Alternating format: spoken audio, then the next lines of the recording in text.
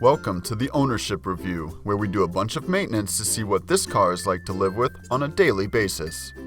Here are the high points of the 2014 Cadillac CTS.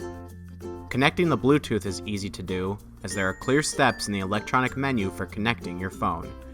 Other models make this process more complicated. The brake fluid reservoir is easily visible in the engine bay. This will allow you to check and replenish the fluid level on a regular basis.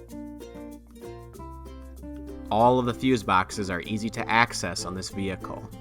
You only have to remove one cover to access any of the fuses, and these covers are easy to remove. Not everything is perfect. Here are the pain points. Removing the battery is difficult to do, as you will have to remove many Torx bolts and panels in order to access the battery. Other models place the battery in a much easier to access location. Changing the reverse light is difficult to do, as you will need to remove a few bolts and peel back a panel, which is very tight to the vehicle. You will need to use a tool in order to change the front wiper blade. Other models do not require the use of tools to change your wiper blades.